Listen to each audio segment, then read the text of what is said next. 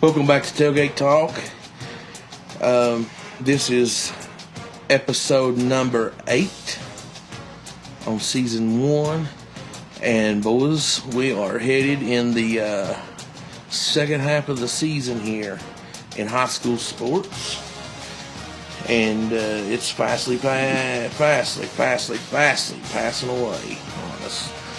All right, we want to thank everybody for listening to our podcast. And our Facebook likes has went up like tremendous this week, and we want to say thank you all so much for liking and following us on Facebook, and for all of the people that are commenting on the things that we put on there and everything. We appreciate that so much. If you get a chance, go to our YouTube channel and hit the subscribe button on there. Also, be sure you're following us on Spotify and Apple Podcast.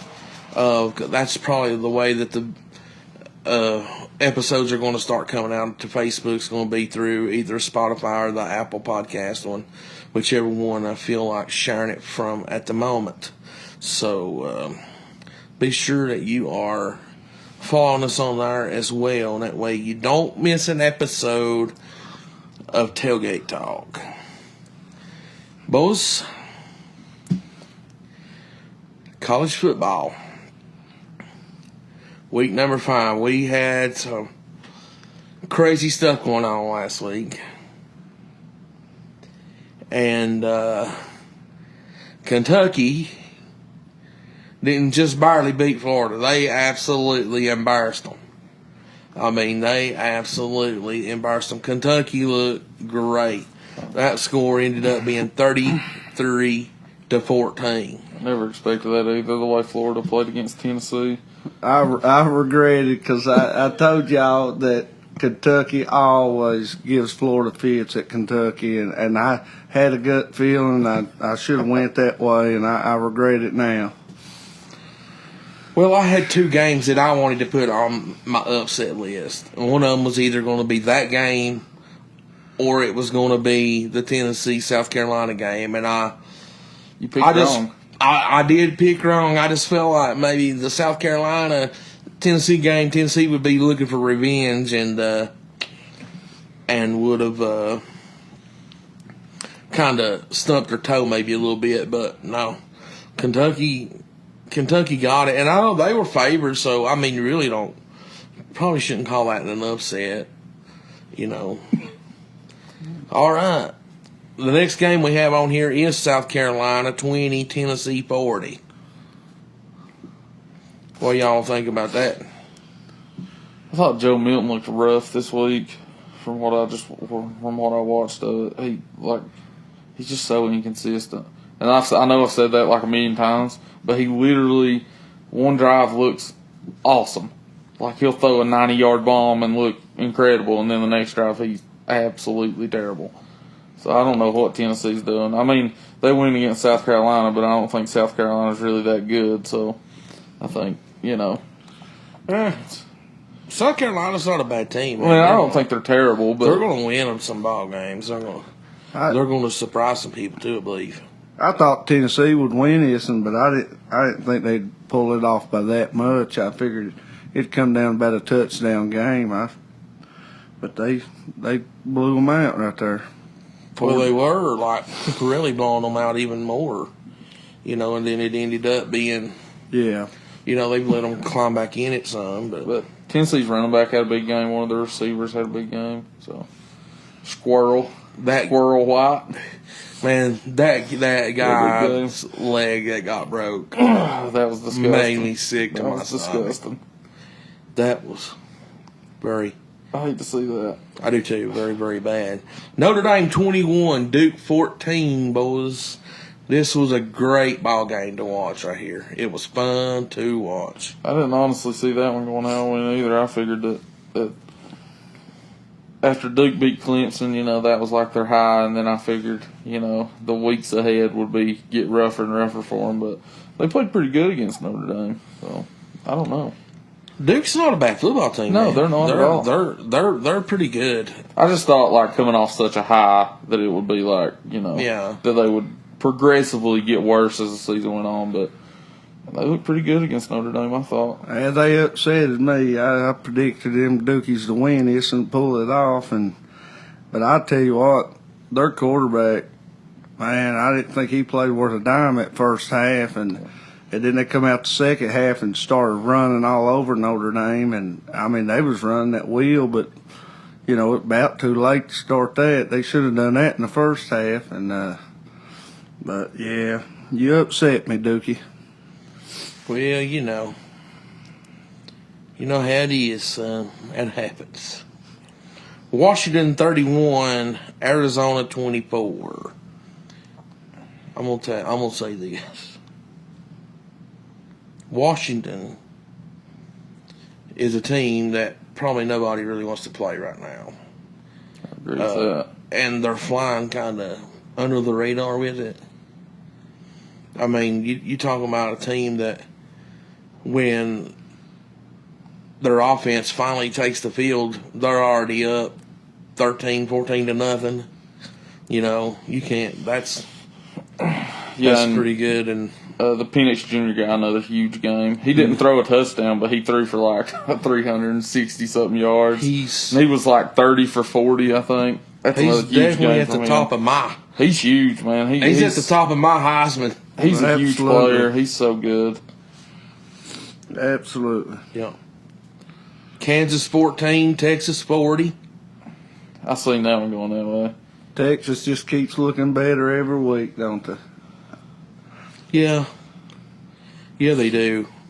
I think Texas and Washington is definitely going to be two that you see in this playoff thing when it happens. I mean, there's still a lot of football left to play, and a lot of things can change and go different. But Washington really has like their first big test next week too. They got Oregon, so that'll be a good game to watch. I think, fun one.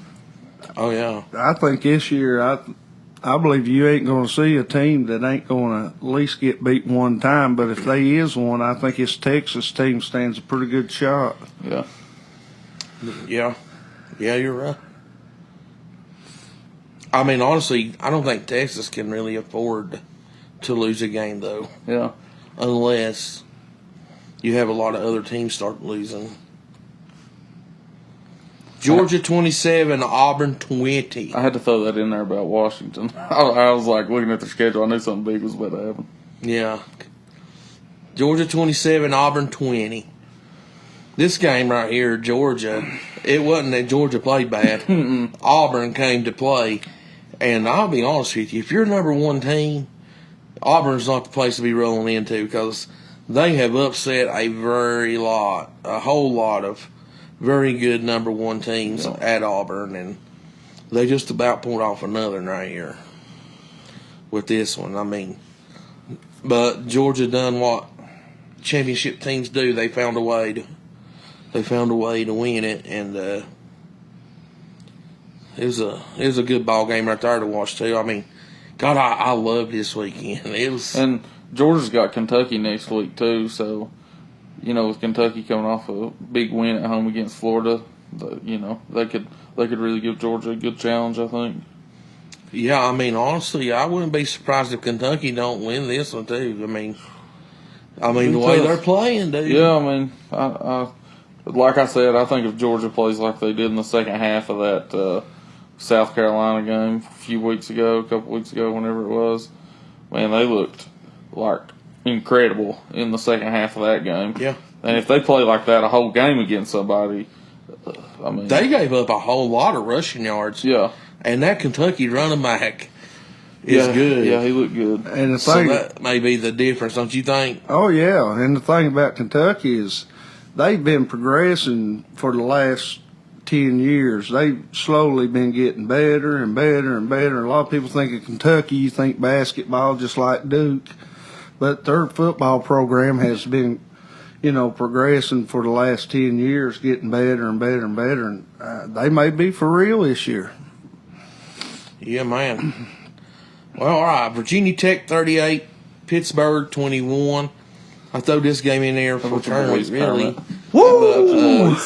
But I'll be honest with you. This game right here, Tech, really, really, really looked like a whole different football team than what they have. I mean,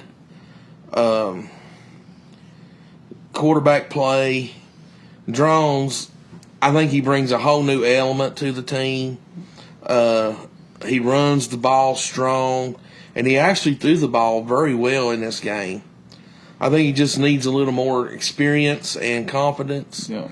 I mean, he was 12 for 19 for 228 yards, 3 touchdowns. Yeah. His long of 54 yards. He had 41 yards rushing with 2 more touchdowns, so he had 5 total touchdowns in the game. I thought the Pitt quarterback looked pretty good too. I can't remember how to say that dude's name, but I can't either. Feel something Jerkovic or something like that. Yeah. I can't remember, but I thought he looked good too. Texas running back Tootin, he ran the ball hard. Yeah. He was. He also caught some pretty good balls out of the backfield. So, I mean, I can see him having a brighter future, especially if the line gets better and the defense comes back to being like a Virginia Tech defense you see. And that's going to start with their linebackers. I think their linebackers has really not been playing well at all. Yeah. I'm like you, though. The quarterback play, man, when you got him in there, it's like having a whole new playbook. And I love the play calling because when they got down there 4th and short, they didn't hesitate. They went for it. And when you roll him out and he's got 2-3 different options, it freezes that defense. And, I mean, either you're going to come up and stop him, then he's going to either toss it. Yeah. You know, and he's going to burn you 2-3 different ways. And it kind of reminds you of the old days when Randall and them was in there. And that's the type of style offense you're used to seeing Tech have. You know, a good running pass offense. And it helps your running backs, too. It helps free them up. Everybody's keyed in on the quarterback. And that's going to help the running game out. And I just hope they keep it up. I know they got a tough challenge next week, but yeah, they're traveling to Florida State. So. Yeah, that's going to be tough. But I mean, I'd like to see them go in there and give Florida State a ball game and show that offense is actually coming together. Like Brent says, everything's coming together. You know, I don't look for an upset, but I'd like to see them go in there and play a decent game with Florida State. Well, honestly, right now you're not expecting them to win that ball game, but you do want to go see that there's improvement. Yeah. If they can show improvement, then, you know, I'd be happy with that. Yeah, I mean, if they can hang in there with Florida State, I feel like that's big for Virginia Tech, you know, with the way they've been playing. Yep. LSU 49, Ole Miss 55. I don't want to talk about it. Win the Pac-12 here, because that was a shootout, wasn't it? That was no defense. No defense at all. just ain't used to seeing them games in the SEC like that, you know, just straight up shootout like that. And man, I don't know if I pick LSU next time. I thought they had everything rolling and going and was on track, but they still didn't play bad. It's just, you know. Oh, they played good. I don't know if I'll pick them either. Daniels, I mean, had a great game. He had 513 yards from scrimmage. Just him. Yeah. Had 513 yards from scrimmage. I mean, threw for 4 touchdowns, rushed for 1. Well, obviously, there was no defense. Yeah. So there was some yards going somewhere. Right. And the other quarterback, the guy from Ole Miss, what's his name? Slipping my mind. Jackson Dart. Yeah. He threw for like 380 something too. But that running back from Ole Miss, man, he ran the ball. He had like almost 200 yards rushing, I think. That's crazy, ain't it, man? Yeah, that was a fun ball game to watch. It was. It was fun. I think they lost. And LSU's got Auburn next week too. Or no, they got Missouri and then Auburn. But yeah, it's gonna be tough. Yeah, no doubt. It's gonna be tough. No doubt. USC 48, Colorado 41. Dion and the boys just about pulled off another spectacular thing. They're trying to take back over all the highlights and the headlines and all that stuff. But I'll be honest with you, USC had them down 34-7. Yep. And Colorado comes back on them, and here they are. They get 41-48. I think I was talking to Kermit on the phone. I'm like, oh my God, if they get this onside kick, Colorado's going to win this ball game because Shedeur Sanders, that's where he shines. He's a stud, man. That's where he shines at, but they didn't get it, and they fall 48-41, and it was a great comeback by Colorado. The freshman wide receiver that they had was absolutely phenomenal in that game. That Colorado brought in. I mean, he smoked them, son. The Miller kid? Yeah. Yeah, he had almost 200 yards receiving. Yeah, he smoked them. Man, Caleb Williams that guy's good. He's so good. He had like 400 yards, 6 touchdowns. I mean, that's crazy. But that's typical Pac-12 stuff too. But he's a crazy player, man. I like watching him. I've never been a USC fan. Back when they had Matt Weiner and Reggie Bush and all that. But I do love watching Jerry Rice's boy though. He was out there absolutely tearing it up, and I can't wait to see him in the NFL. Yeah, man. Well, that's the only ones I got down for last week to run over. We'll go into their Week 6 picks here, and I got LSU, Missouri first, and I put this one on there for our good old buddy, Mr. Sean. You know what I'm going with. I mean, I'm going with LSU, but well, I'm just glad to hear you ain't fell off the bandwagon. Man. That makes me proud, dude. I'll live and die by the purple and gold, but I don't know, man. I think they should beat Missouri. They're very up and down. I mean, Missouri's still undefeated. Which I mean, Ole Miss definitely ain't a bad team. I don't think either, though. I mean, no. I don't know. I hope they win. I don't know. I mean, I just don't know if they will, really. It's the only problem. But I'll take them. I'll pick them, son. You got a score? No. Are you scared? No, I'm not. I mean, I'm just, worried about. Well, throw me something. Yeah. Well, I mean, I just want to feel what you're feeling. I don't know. Missouri's like kind of up and down too. Like they beat Kansas State, which I don't really know how great Kansas State is. They were ranked, but I mean they only beat. They beat like Middle Tennessee and Memphis both by like a touchdown. I'll take LSU 27-14. I don't know. That's a safe pick. I'll take that. I got faith in Jaden Daniels. Well, I done told you I wasn't picking LSU again, so I've got to go with Missouri, but I believe a little bit of defense might pull this one out if somebody shows up some defense, and I believe Missouri might show up with a little bit of defense there. I'm going to pick Missouri 32-28. Ooh. I think that's the type of score that it could be either way, to be honest with you. Missouri is still undefeated. They're one of, I think, 4 left in the SEC that's undefeated. Which they ain't played like a whole lot of great teams either. No, they haven't. And they played like Middle Tennessee, Memphis, Vandy, South Dakota, or somebody in Kansas State. But I'm going to take LSU in this one. And please don't let me down, boys. And I got them 35-28. Yeah, man. And I mean, I ain't going to be surprised if Missouri don't win it. Yeah, I won't either. Oklahoma, Texas.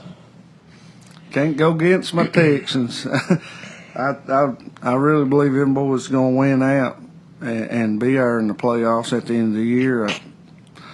Can't go against them Longhorns. Hook 'em horns, baby. Yeah, Hook 'em man. horns. I got Texas too. I think, like Kermit said earlier, Texas just keeps looking better and better and better. I love their quarterback.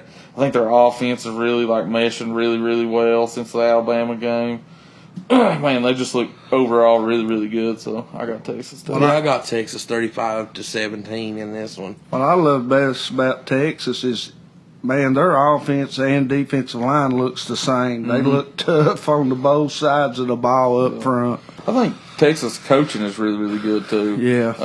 Especially when I watched the Alabama game, Texas played them, they scheme so well for what's his name, Milroe. They knew what a threat he was running the ball and how athletic he was, and they really scheme super great for that. They put an extra linebacker in the game. I think 3 down linemen and an extra linebacker just to spy on him. So I like the way Texas schemes a lot. I think that really makes a big difference in the way they play. Oh yeah, absolutely it does. Florida State, Virginia Tech, Kermit. This one's on our for you, buddy. So, Woo! I want to hear what you got to say first on this one. Man, I tell you, Florida State, they're good. They're real good. I just like to see Tech go up there and play a decent ball game with them. I believe, just being realistic, I believe Florida State wins this one, especially down at Florida. Maybe if it was in Blacksburg, I might pull for an upset, but I don't believe it's going to happen down there at Florida. I take Florida over Tech. If I had to pick a score, I'd probably say 35-14. Daggone you, man. I didn't take yours, did I? Yeah, you did. I got Florida State, but it's like I say. I mean, the way Virginia Tech played this week, I thought they looked, a lot better than what they have. So I hope they do give Florida State a game, but I don't think it'll be, too much of a game. I think if Florida State keeps rolling like they have been, that it'll probably get ugly. But I'll take Florida State 42, Virginia Tech 13. I'll take them 13. I'm banking on a block field goal.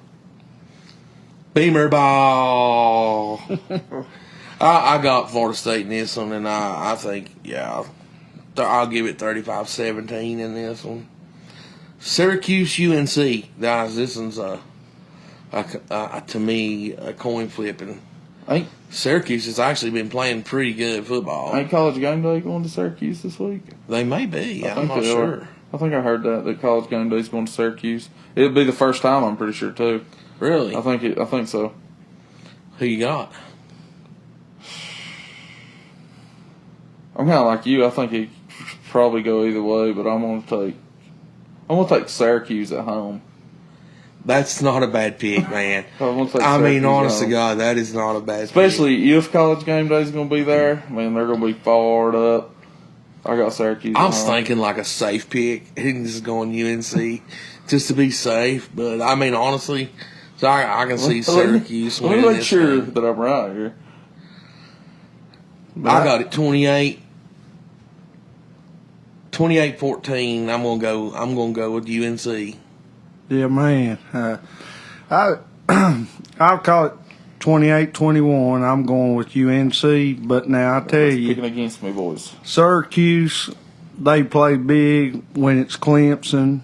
They play big in big games, even when they're not that good. Yes, they do. I mean, watch out for Syracuse now, because if College Game Day is there, that's going to be big for them. I might be completely wrong, but I swear I thought I read that. Syracuse reminds me of two other teams in the ACC that you just never know, and that is Boston College. Boston College can be a one-win team and absolutely give you fits, and so can Pittsburgh. I was completely wrong. They're going to Texas, Oklahoma. Okay, I could have swore I read somewhere they were going to Syracuse. It's all good, little buddy. But I am taking Syracuse at home still, either way. Yeah, that's a good pick, man. They're 4-1. They're a good ball team. I just like Mac Brown. That's why I'm taking North Carolina. I think he's a heck of a coach. Bama, Texas A&M, Uncle Bob. I'm sorry, buddy, that you've probably not got a good steak lately since you can't be at the Longhorn or the Texas Roadhouse. But eventually, maybe Texas and Bama meet again in this national championship game, and you can get some revenge and start going back to get them. But first, they got to take care of this Texas A&M team. Bama's going to win ball games, boys. I mean, they're not going to be pretty this year. I really want to take Texas A&M in this game, but I'm not going to. I'm going to stick with Bama in this, and I'm going to take on 34-28. Absolutely. I don't think Texas A&M's done anything to impress me this year. So I'll take Bama over Texas A&M. I'll call it 28-14. Yeah, I got Bama too. I think Milroe is going to build more confidence after he got the start last week coming into the next week. That dude's a super freak athlete too. I love watching him play. But I got Bama too. I'll take them 34-14. Yeah, I mean, they're, like I said, they're going to win games, and they're going to win them ugly, but they're going to win games. And that's all that matters. I don't care if they're pretty or ugly, as long as you get on that W side of everything. And up last, the Kentucky-Georgia game. Gonna be big. I'm going with the upset on this one. What you taking, Georgia? I'm taking Kentucky, mister. I know that I shouldn't be picking it this way, but I'd love to see this happen because it turns college football upside down at this point. And I'm going. I don't know if Kentucky's got two of them games back to back in them or not, but I hope they do. And I'm going to take them in a field goal game. Where's this game being played at? Georgia. 38-35, Kentucky. Whoo! Kentucky's rolling over people. I don't think they've really been in a close game this year, have they? They've kind of jumped out to a big lead on everybody they've played. But down at Georgia, I'm going to pick Georgia. I'm going to say 28-18. I got Georgia at home too. Georgia's such a tough team to beat. And I can't remember what their winning streak is, but it's crazy, and it's even longer at home. They've not lost a game at home in like 5 or 6 years or something crazy like that. But I got the Georgia Bulldogs. I'll take them 42-27. Woo. The thing is, and this is why I'm going Kentucky, is in the Florida-Kentucky game, Kentucky outrushed Florida 329-69. That rushing game is just good. I mean, it's the first 300-yard performance since they gained 362 against Louisville, and I think that was like 2 or 3 years ago, you know. So, I mean, like I said, Georgia struggled with the run last week, and I just think Kentucky's in the spotlight now, and Georgia definitely ain't going to be overlooking them. they've been struggling. And I believe it being They're at not being Georgia, pretty. I just don't think Kentucky can pull it off down there.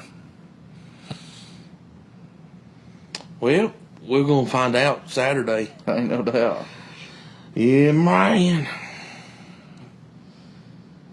All right, guys, let's move on over into the Virginia High School League and everything. I got this thing here on the 2D PowerPoints.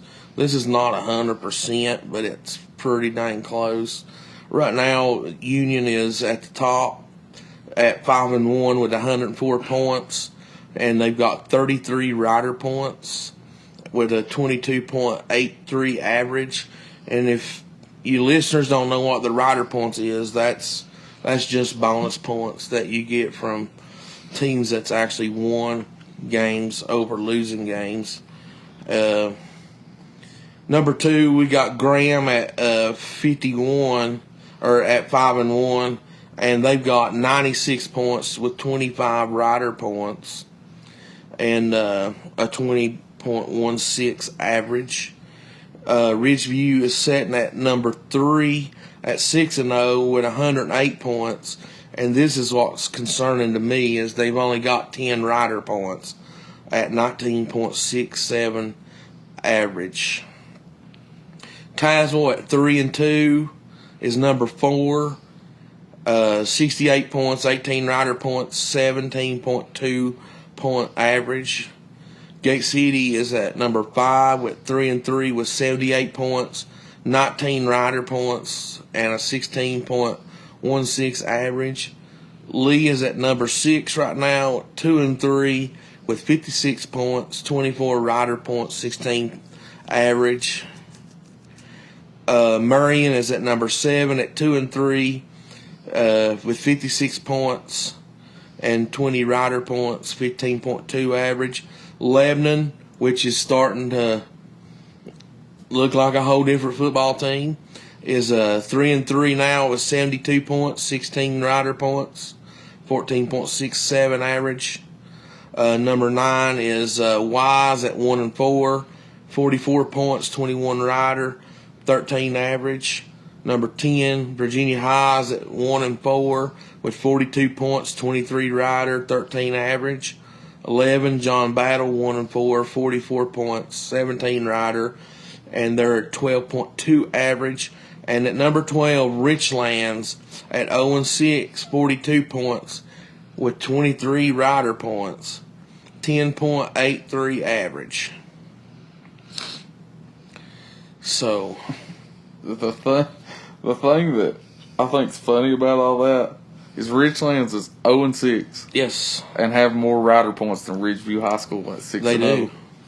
That's crazy to me.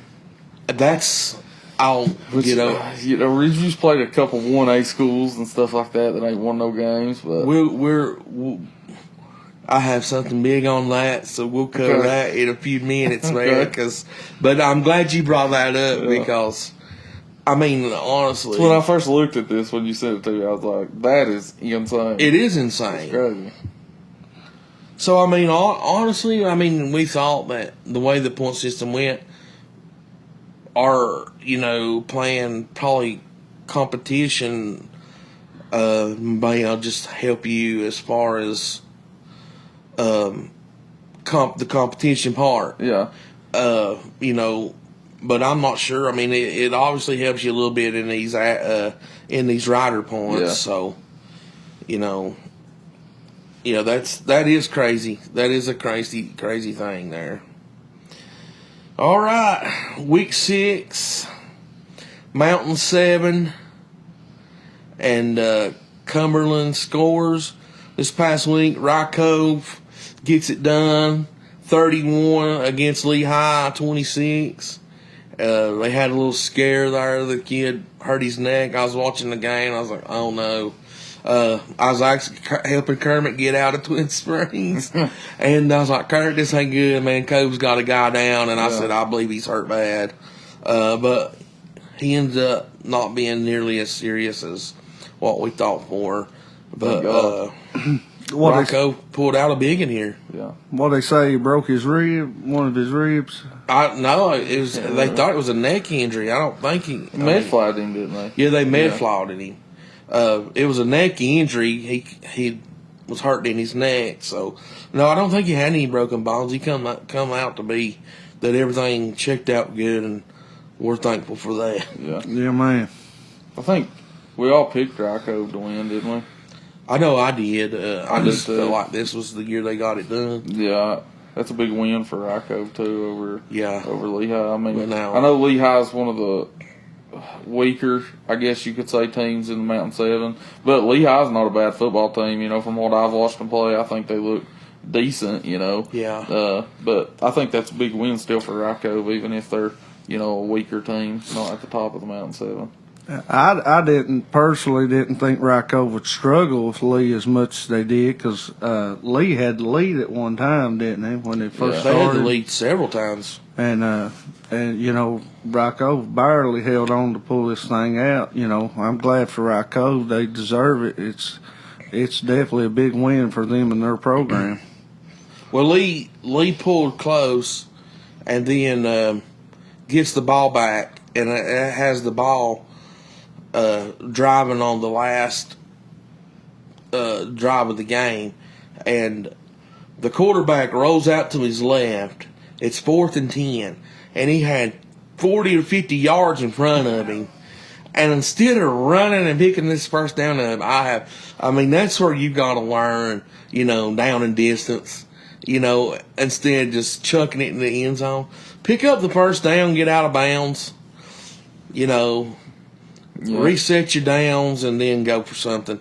They actually throw the ball that hit the guy right in the chest in the end zone like the play before, and he dropped it.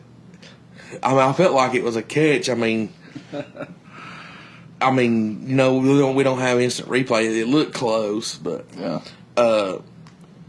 They had their opportunity to win the game. They just Rocco just held on, and I think down in distance, the quarterback probably wishes he had that one back in hindsight, but you know how that is. Twin Springs 6, Union Bars 40. Is this a surprise to anybody? Not to me. It was to me. You're being.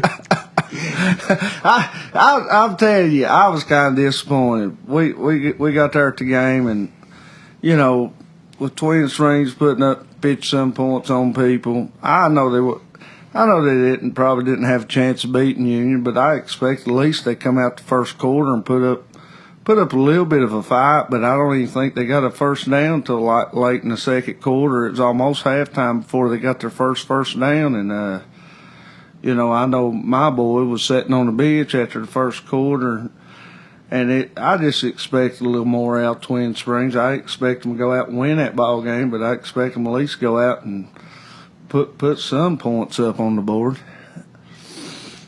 Yeah, it kind of goes to show you that there's a big difference between the two leagues, really, to be honest.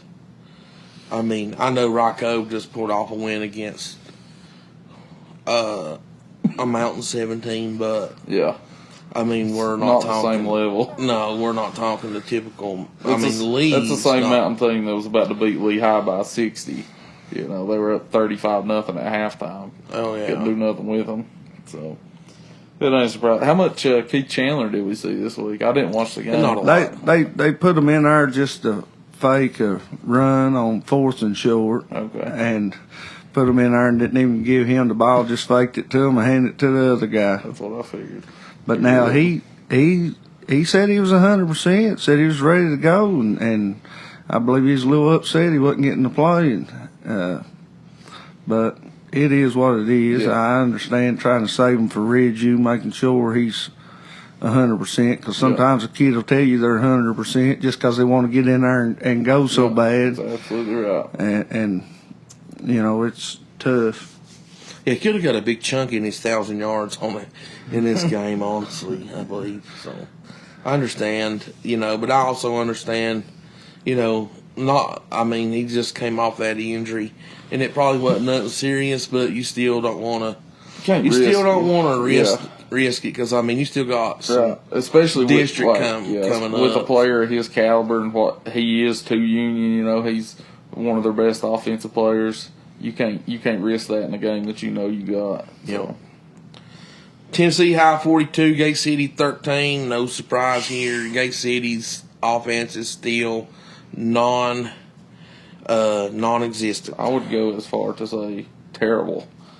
They're non-existent. That's what terrible is. Yeah, they just look awful. My feeling is about it, and I've talked to Ern about it. When they played Abilene, that was a different Abilene team that played John Battle, and they played a great game against Abilene. And that was a great Abilene team that come down there to Gate City and played them on Friday Night Rivals, and that's what rivals are all about, And but it just seems like since the Abilene game, there's a wheel fell off the wagon somewhere, and I don't know what's going on with them, what the fix the situation is. But there's something major that's changed there. Yeah, there's somewhere. something going on for sure. And honestly, it has gotten worse since that game. But it was happening in that game. Yeah. It was like the lug nut had already started coming off in it. So they're going to have to get this wheel back on and get her tightened up. Yeah, I know that. And to get her quick because these next few games, they got an off week this week. They need it. Time to get it fixed. Time to get it fixed because if you don't, you're going to catch yourself staying at home during these playoffs. Yep. Abingdon 49, Wise Central 12. This no one surprise either. went about like we expected it to go. Abingdon's still flexing their muscles right now. Abingdon's played a pretty tough schedule, to be honest with you. And two of their games they've lost was in, I think, honestly, they overlooked battle to start the season. Yeah. But this is the Abingdon team that we expected from that point on. Yep. Eastside 28, Burton 14. This game surprises the far out of me. I mean, honestly, it was 28-0 at one time, and Burton starts coming back. Yeah. I mean, I don't get it. I mean, I really feel like this game should have been 42-0, like you said. I mean, Eastside's like, all right, well, it's time to start letting them bite their nails again. But I knew I shouldn't have picked Eastside by 5 or 6 scores because the Eastside don't play games like that. They just don't play them type They don't of games. play them like that. Yeah. That ain't how it goes, man. You put Eastside in there with the D2 team, and they might win by 5-6 points. Maybe they're saving it for this week. Maybe. I hope they're doing something this week. I don't know. I talked to a buddy of mine from Cumberland at work, and from what he told me, that Eastside had went up 28-0 like it wasn't nothing. Then they start getting the ball down there on the 1 yard line and couldn't even punch it in. And don't know if Norton's defense was just that good, or they was loading the box, or what it was. But he acted like they struggled all night when they got down there inside the red zone doing anything with it. Well, I mean, honestly, other games that I've watched Eastside play, like the Hurley game, they struggled inside the red zone. So, I mean, that's definitely one place you cannot struggle at, especially if you're going to beat good football teams. Mm-hmm. Yeah. That's when you got to have it the most, when you're inside that red zone. Yeah, ain't no doubt. Oh, yeah, absolutely. We got Thomas Walker, 44. Unaka, 26. Woo! Unaka falls to 0-3 against the Cumberland District teams. Poor Unaka, man. They just cannot. They just can't. I mean, it's rough. And it's been that way for them for several years. Maybe they should just join the Cumberland, I think they're trying to. Yeah, give everybody a win. Which, I mean, I see why they are, because they're actually playing schools their own size by doing this. Yeah. I mean, single A schools in Tennessee are typically way bigger than what they are. But you got to look at it this way, though. At least Unaka scored 26 points. Yeah, really. I mean, most of the time they get shut out. At least they got on the scoreboard a few times. Because them nice people at Thomas Walker, man, they're like, we feel bad. We'll let them in there a couple times. Probably got up 42-0, and then just let them get a couple scores there. But I like to go back to Twin Springs. I will say one good thing about that place that's changed. Man, they got a pretty new scoreboard up there, a nice one. And then when they did score their one touchdown, they do like Graham and start flickering them lights. Yeah. They got a whole new lighting system up there and Rocco stuff. does that too. I love that. Yeah, man. Rocco's actually, their whole field looks amazing. Yeah, it looks now. great, don't it? That's what I thought from when I was in high school to now, man. It's like a completely different place. It looks a ton better. And they got a new scoreboard. Yeah, they do. But now the field looks the same, but now the scoreboard and the lighting system up there, it is You still got to pretty walk nice. down in the hole to get to the field. It's the same thing it was back in 50,000 steps. Get down to the field. Same thing it was back in the 90s. but I was impressed with that scoreboard and that lighting system was pretty nice too. And you can sit on the hill. Kurt didn't have to stand up in the end zone.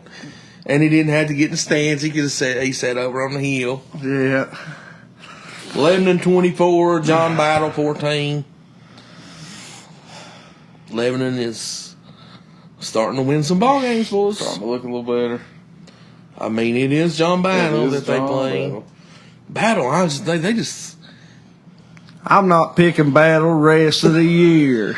You don't put your green up. You don't put the Jets jersey up. I thought this is their one chance to get another win, and they let me down again. I'm not picking them all year. Kurt, you're going to have to just put that Jets jersey up because I've done burnt that you give thing. away. Pull that thing in out of the closet the way you have the last few weeks. Think of the Goodwill or something. It's going to fall apart. It really That thing's is. so old. Be careful now.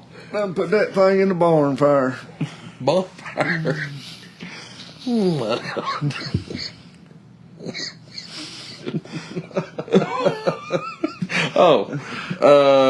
we got next? Ridgeview Richlands is next.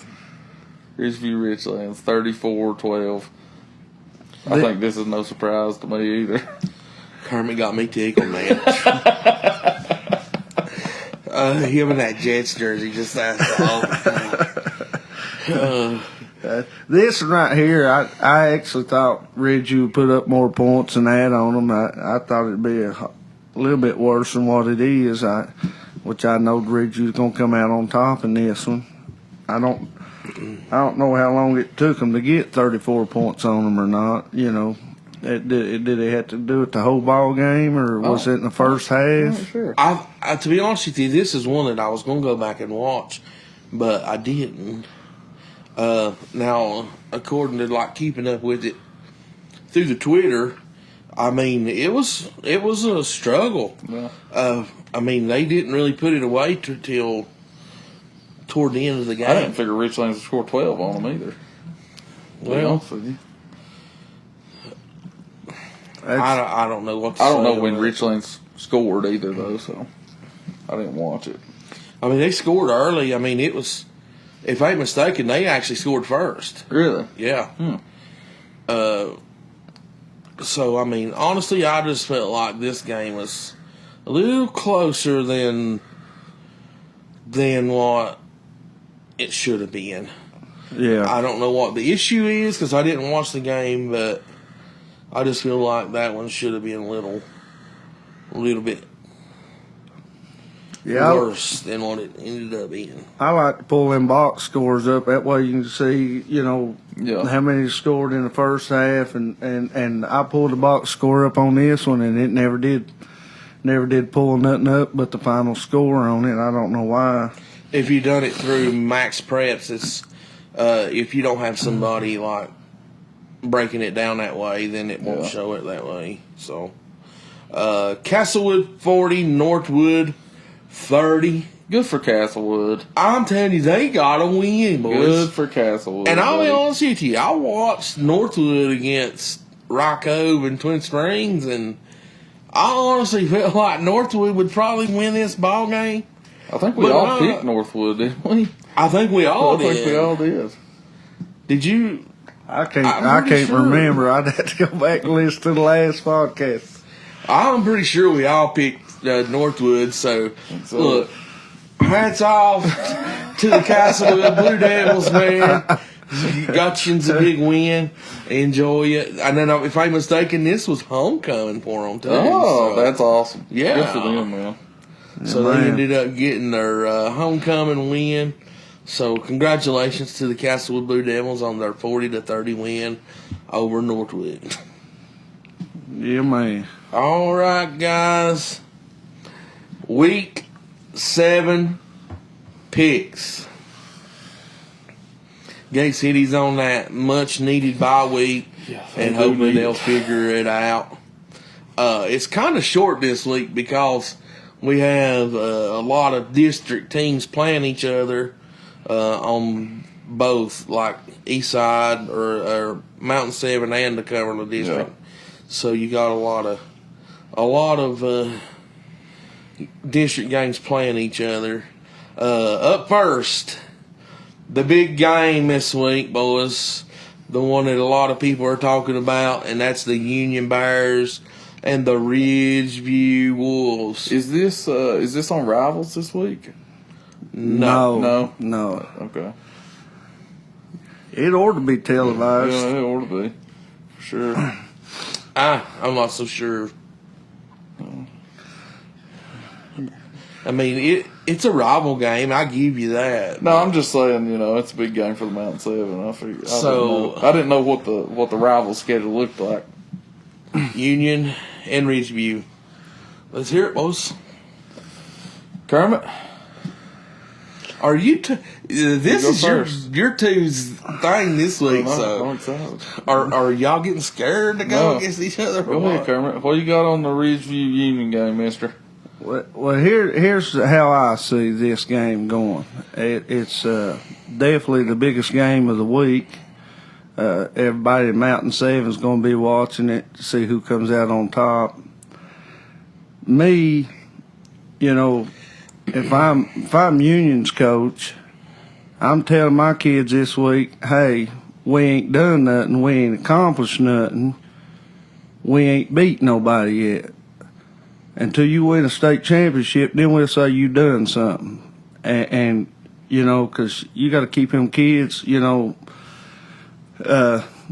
keep their heads up, And but now if I'm Ridgew's coach, I'm going out there to prove to everybody that says that we ain't played nobody yet, hey, we're bringing it. We're coming to Big Stone Gap.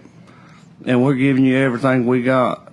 And I think, in saying all that, I believe Union is the team in this game that could afford a turnover or two and still make up for it with their defense.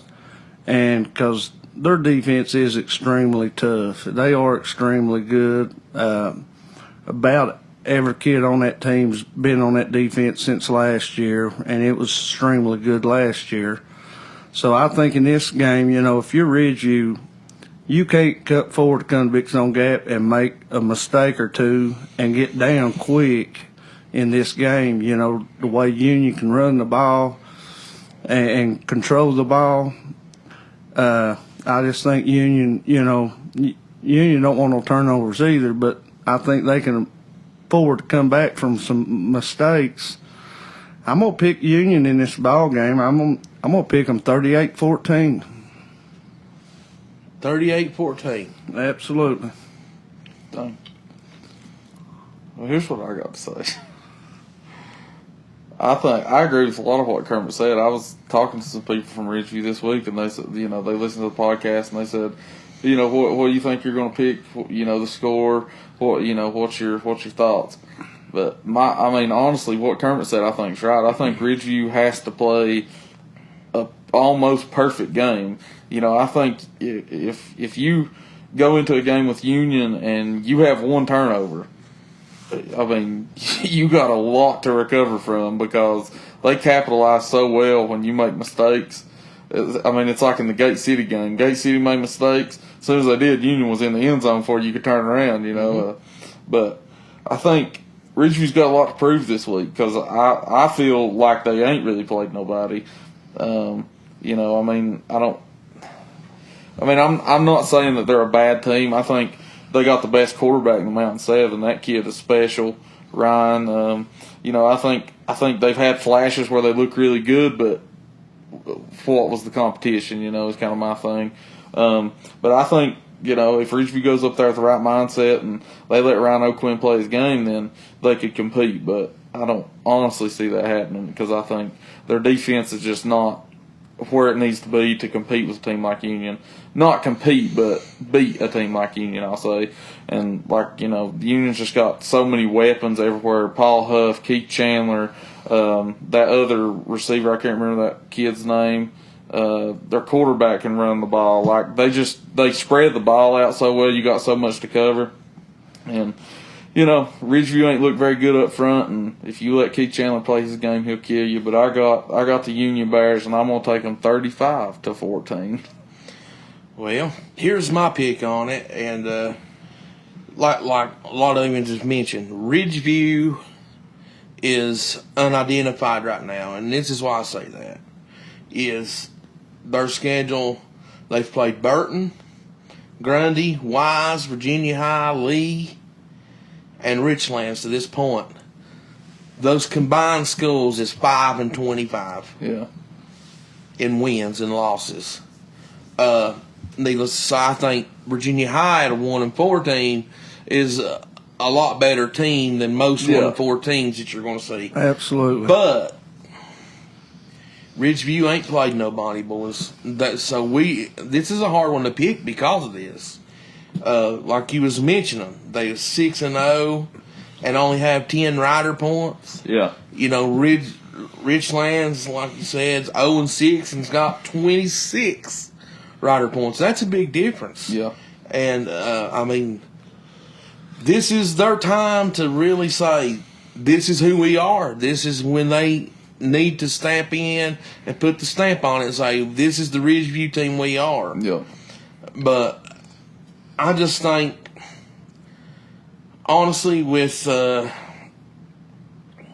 what I've seen so far and with their schedule, you know, like we said, you know, Richlands is 0-6, has 26 rider points. They're 6-0 with 10 rider points.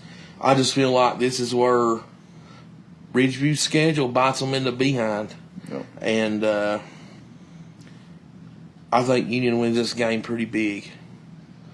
And I'm gonna take Union 42.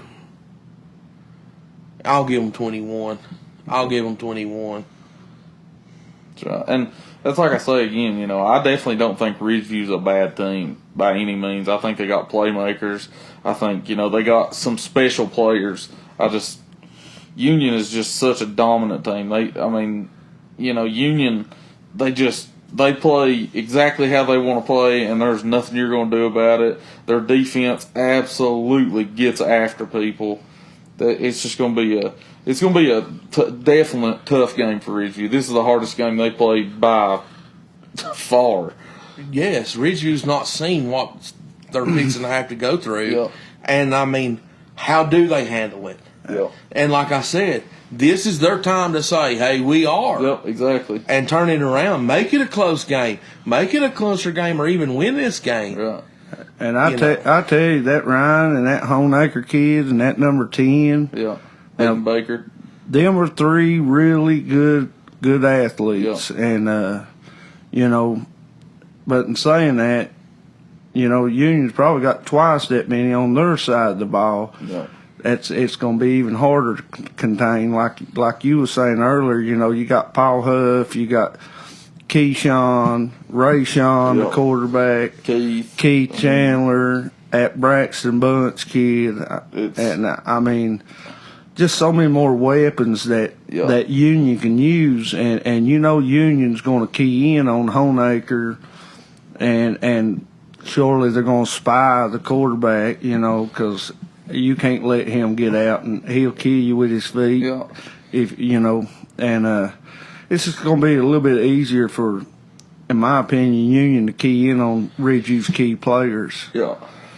I'm excited for the Branson Honeacre, Keith Chandler, middle linebacker, running back situation. I think they'll get acquainted rather quickly. I'd like to see who wins that and meeting in the hole. They better be meeting in the hole. If they don't, you know what's happening then. Because there ain't no safety going to take him. No. Kansas City had two it took him on, but I'll just, it didn't end too well for the one, and the other one rode him down like I don't know what it was. If I could give Ridgeview one piece of advice for this game, it is get number 17 to the ball. Because I think, and I'm not trying to be mean, but in reality, 11 men. I think number 17 is one of the only people on the field for Ridgeview that could tackle Keith Chandler one-on-one in the hole, you know, make big plays for him and really stop the run. I'm not saying nobody else could. I think that number 8 on Ridgeview's defense, I can't remember the kid's name, defensive end, I think he's a really good ball player, but their DBs are small. I think Ryan O'Quinn is obviously awesome, too, on defense. He looks good on defense, too. Yeah. But, man, their corners and stuff, their other safety other than Ryan, they look kind of small. And if you let him get to the second level, shoo, better look out. Yeah, it ain't going to be no fun. I just hope them coaches keep, you know, them Union players humble and don't let them get the big head and get ahead of themselves because I mean, they're going to have a team come and play them Friday night. I can guarantee you that. Ain't no doubt. I'm not. I don't think Ridgeview's going to back down, but we don't know what they are. Yeah. So it's a real game. It's a real hard game to pick. I agree with that. Abingdon and Marion. Who's going first? I got Abingdon in this one. I got the Falcons, and I got them about 49-14. Thought he said he's going to have them big. 49-14 is pretty big. Mine's coming. I got somebody big this week. I'm gonna have to take the Falcons in this. I don't know. I'd say 42-20. I got Abingdon. I'm gonna take them. I'm gonna take them 35-0. I'm gonna give them the shutout. You give them the shutout, baby. Central Battle. Good Lord. Is this your big coming? What do we know? No, it's not. I mean, what are they going to do here? I mean, what do you do? Is it going to be a tie, you reckon? Who gets points in this game? Tie.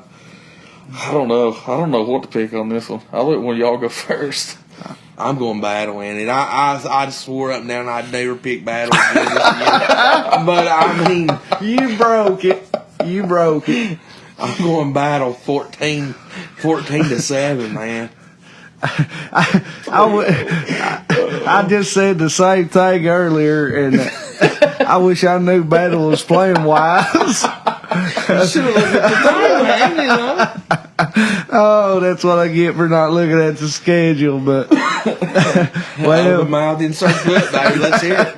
Let's hear you go back on your word right here. So, since I said it, I'll take Central 14-7 over Battle. God, watch him be right. I guarantee you he ends up being right, Sean. Oh, I just can't. But don't let that influence your pick. I want what you have I just can't pick Battle. Here's what I got in mind. I never said I wasn't going to pick John Battle again. So I can pick them. But you wanted to.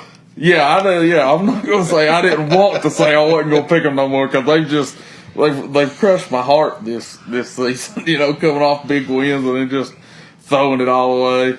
Like we said a million times, you know, they were like, we're tired of losing. And then they won one game and they were like, that's good enough for me, you know, like that's all I needed for the year. But I do got Battle.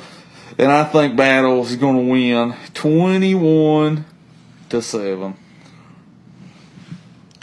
He went a little bigger than I thought. I honestly thought he was going to take them Indians. I learned my lesson. Well, I couldn't go back on my word. Yeah. So. Oh, Lord. Lee, High, and Burton. Lee by a million. I don't know. That Burton Bunch may be improving there. Come on, man, Kermit. I got Lee 42-14. It's not Rocco they're playing this time. Yeah, I know. Yeah, I'll take Lee big over Norton. Rocco B-side, another one of our games of the week for the Cumberland district. This one's got a lot of fire on our page. A lot of people commenting on it. I'll just be honest with you, man. I'd like to see Eastside keep it close, but I just don't think they do. I mean, I really don't. I think Rocco rose in this game, and they row pretty big. I'm going to go Rocco 42, Eastside 14. I just tell you, I was wanting to see a close game in this one, but, you know, after Eastside's performance against Norton, I'm not too confident in them. I'll take Rocco 42-7.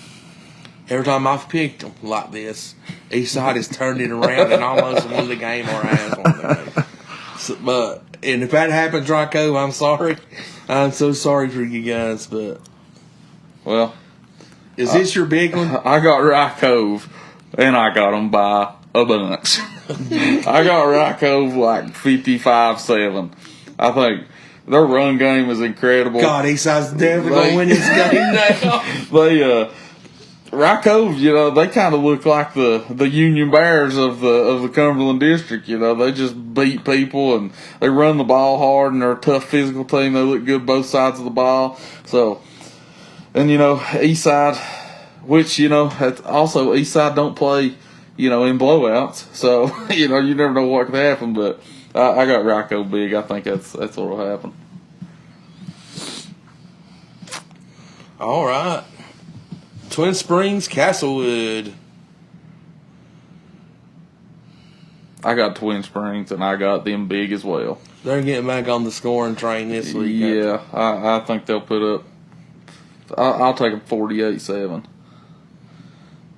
I'm putting them 52-0. 52-0. Yeah, son. They got to get the points they didn't get last week. Yeah. They've got to score them points this week. They ain't playing the Union Bears this week, Kermit. Just remember that. I'm gonna take them. I'm gonna say 52-20. Twin Springs. I'm so confused. You think Castle? I am too, man. You look at me when I say 52 points, Oh my gosh. and I'm thinking, oh my god, I just like chop somebody's head off or something. That's like that look he gave me, and then he gives Castlewood that barely scores 40 points on Northwood. You know what I mean? And you give him 20 against Twin Springs? We'll see. He's confident. We'll see, son. We'll see. We're going to find out. Thomas Walker Hurley. I'll tell you what. The nice, kind, loving, I would even say, people of Thomas Walker, as Kermit described them a few weeks ago, they're going to be in a dogfight this week. I don't know if y'all ever been to Hurley, but Hurley's got a bunch of scrappers over there. And Even the coach. yeah, and they don't quit That's for no longer nothing. there. Well, I was gonna say they don't quit for nothing, but some of them may have been forced to quit. I don't know what happened. You know, I seen he got a little out of hand, ended up quitting, whatever. But I say that was a forced hand. I think Thomas Walker's just gonna play a game like they ain't played this year yet, because I feel like Hurley's really, really scrappy. But I am gonna take Thomas Walker. I think they're gonna go over there with their good attitudes and they're nice fans, and I think they're gonna get the best of Hurley this week. I'm with you. I got Thomas Walker 8-0. Oh, I love that one. I like that score. I think that Thomas Walker bunch is on a roll, and you better watch out. They're going to go in there, and they're going to win 14-0. Here, friend, let me help you up. They're stopping Appalachia on their way to the game. Yeah, they're picking Kermit up. He's going to ride the bus over with They're him. getting the rest of their Lovell family loaded up, and off they go.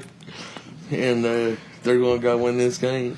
All right, guys, that's all we got for this week. Y'all got anything that you want to say to the people out there real quick? I think so. I'd like to give a shout-out to my boy Timmy Collins. Yeah. Oh, Big Tim Collins getting a shout out. I tell you what, I do want to give a shout out this week myself. I want to give a shout out to all 500 and some followers on Facebook. We appreciate you all following us. Woo! And we'd like to get you to invite all your friends to follow us. Our next big goal is 1,000 followers, and we need your help to get us there, guys. If you could, to please tell people about it and ask them to follow us. You got any shout outs, Sean? I ain't got no shout outs, but, you know, the follow, I mean, that's crazy. We got 500 followers. That's just crazy to me, you know, for just us talking about football. I mean, you know, it started as like, you know, we just wanted to do it to have fun, and then we have like actual people that want to listen to us. I think that's crazy because we're just normal people. But keep commenting, you know, keep liking everything, and, you know, keep telling your friends to follow us. I mean, yeah, let us know like things that you'd like to hear on the show really, too. yeah. And I mean, we'll look into trying to do it. We are eventually going to start doing it as a video too. That's the way the YouTube channel will end up working is eventually through video. It's just a process. Yeah, it's the process, and we're trying to get things together for that as well. But thanks to everybody. I mean, I love y'all, every one of you.